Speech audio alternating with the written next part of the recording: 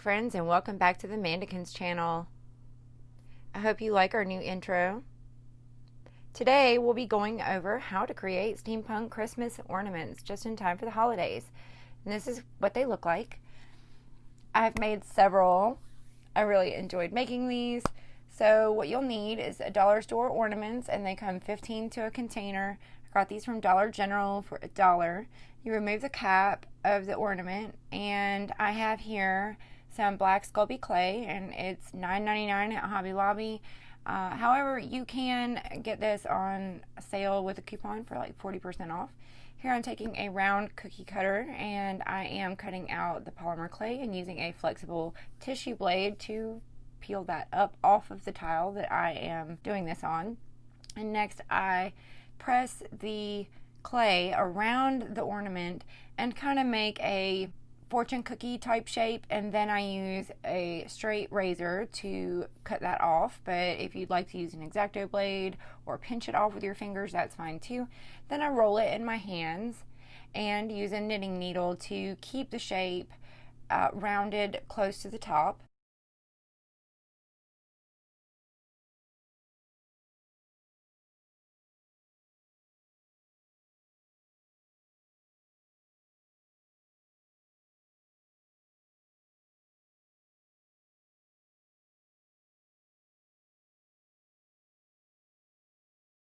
So here, after I have smoothed all that out, I am taking a copper knife and I am scoring some lines where I want the different pieces of metal to come together. And so I'm going to place scores kind of randomly around, but not intersecting too many other lines. And then I take a dotting tool or a toothpick, and I place small dots close together but not touching all the way around each one of the metal panels that we just created with our knife. Next, I add texture to some of the panels using interesting things that I have around the house. So for instance, I use the side of my X-Acto blade. There's a texture on it that I rather like for metal, and you'll see me using it. And I also use a ball tool, a larger ball tool, in order to make dents or impressions all over some of the panels in order to make it look like the metal is hammered metal, which I kind of like that look as well. So I'm just doing more dots, and I found that this is kind of meditative, like when you're doing dot after dot after dot. It's easy to zone out or into what you're doing, and I find it's relaxing to work with such a tactile medium. And now here I have made a stick that I've wrapped tape around. It's like a skewer. That's also really helpful when trying to not handle it as much, so that you don't accidentally press your textures and lose any of that depth that you're looking for.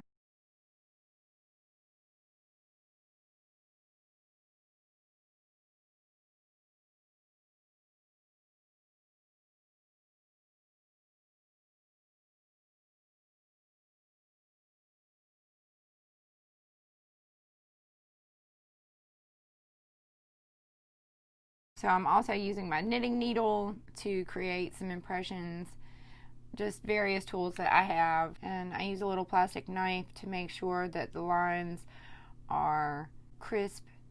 And then this tool here is really kind of interesting. It leaves a brick-like impression, and it's actually a floral tool, believe it or not.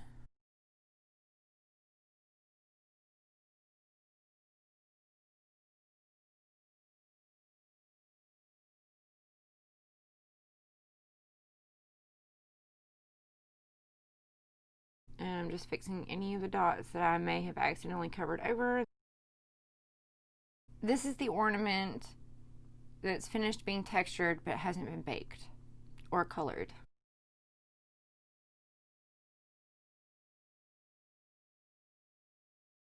So now I am using a rectangular cookie cutter, and I am creating some shapes in the clay that I have rolled out on the thickest setting of my pasta machine. And I am going to adhere the different squares, and I use the cookie cutter. I use a knife to press that in. So I use a cookie cutter to cut away part of one of the squares in order to fit it up against the other square. And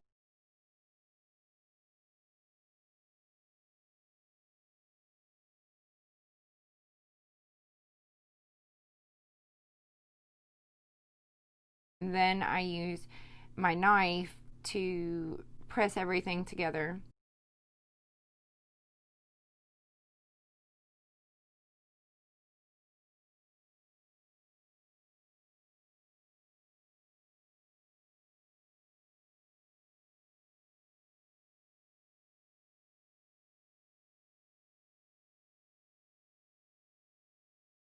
And then in the corners, I use my dotting tool to create small holes.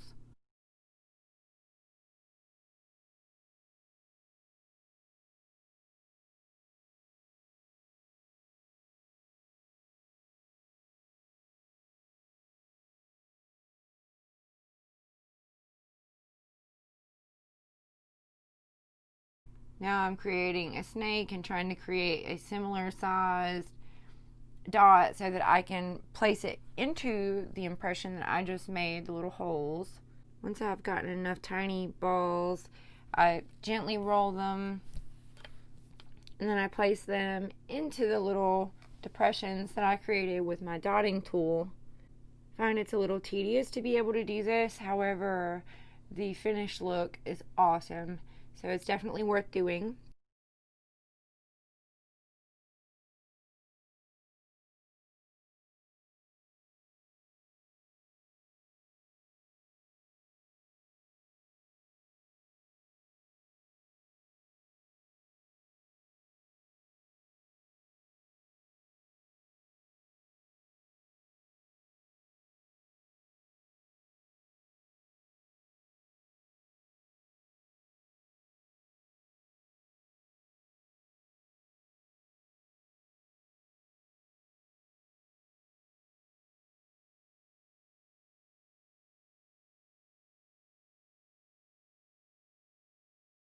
It creates the look of a screw coming out of a piece of metal. So this is a really fabulous technique.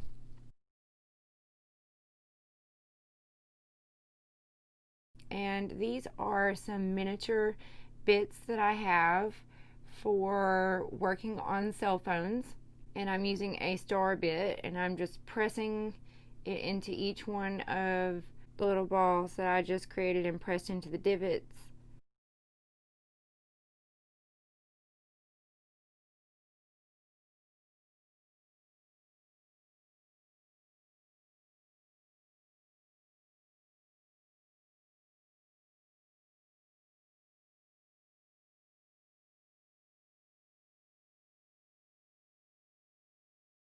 Next, with some of the snakes, I am pressing it into other holes that I have made alongside of the rectangular pieces that I adhered to the clay. And I'm going to make it look like lacing going across as if it's being sewn together.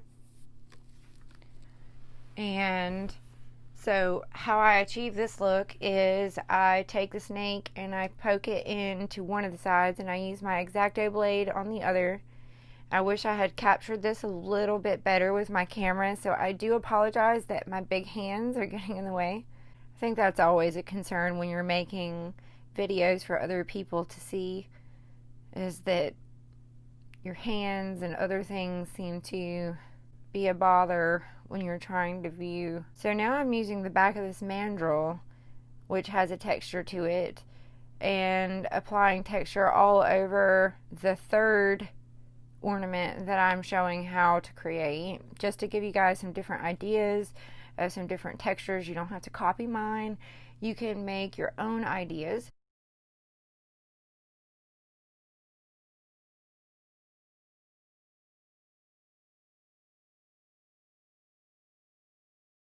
Using this blade, I am taking a small amount of clay and pressing it into the molds that we made 2 weeks ago on our video.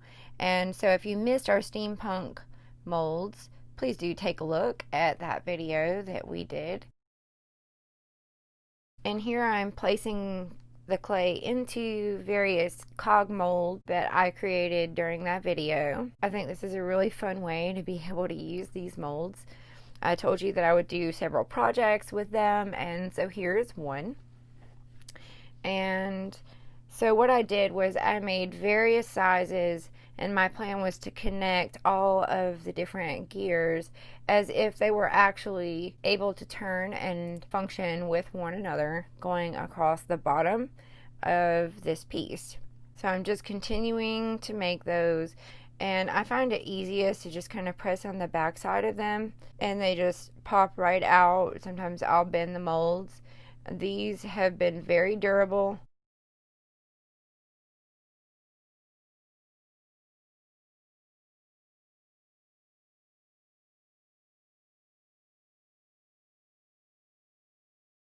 I do sometimes use my nail to be able to pull it out like you just saw. So I create a variety of shapes and sizes and looks to these different gears, and that way it gives it lots of variety and interest.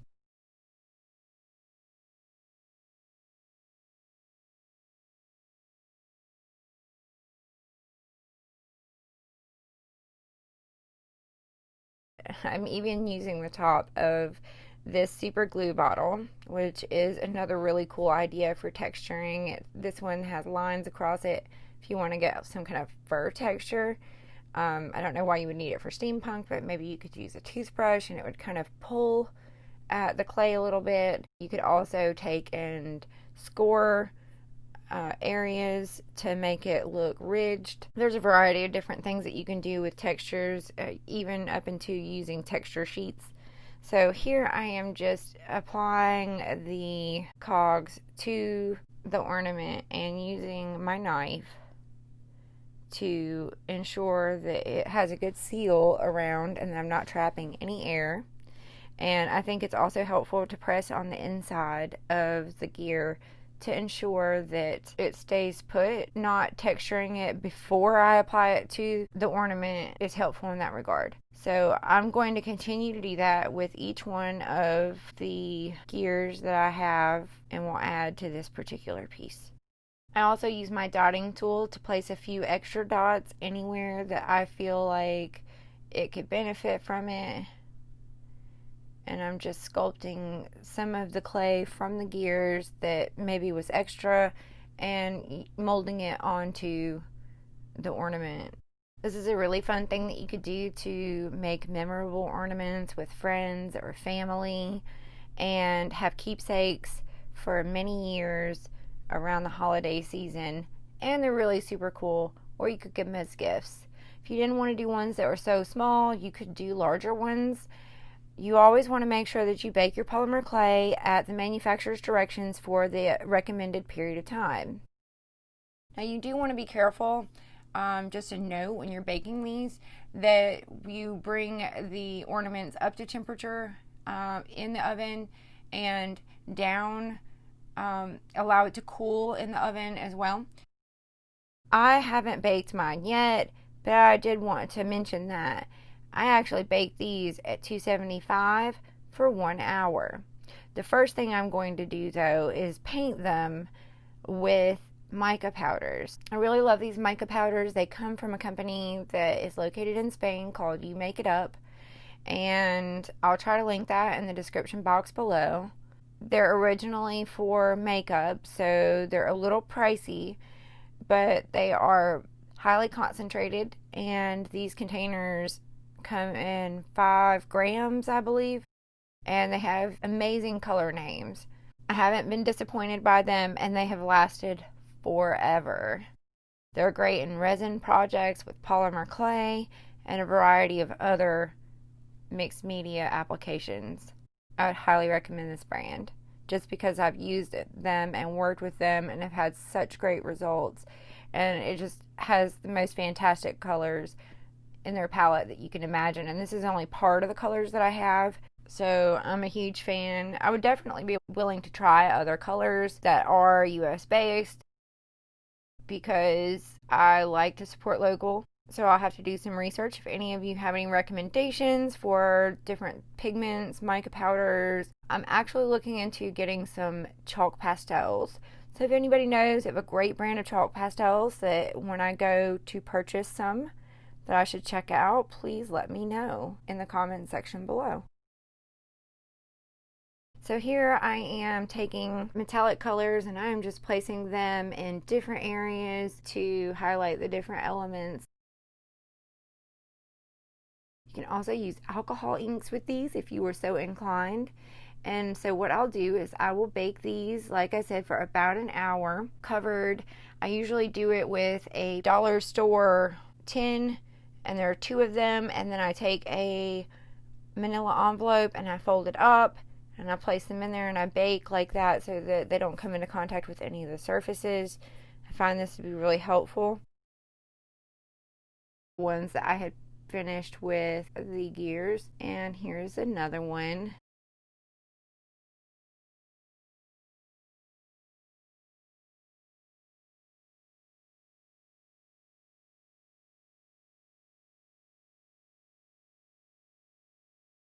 So then when I take them out, I seal them with polyacrylic, which is a water-based sealer and is perfect.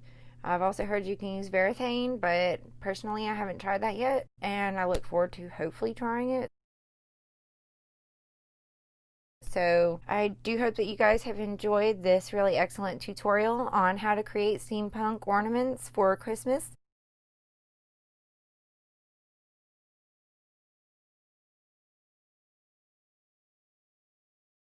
Tune in for next week's video. Thanks so much for watching. If you enjoyed this content, give us a thumbs up. Don't forget to hit the notification bell so you don't miss any of our videos. And happy arting.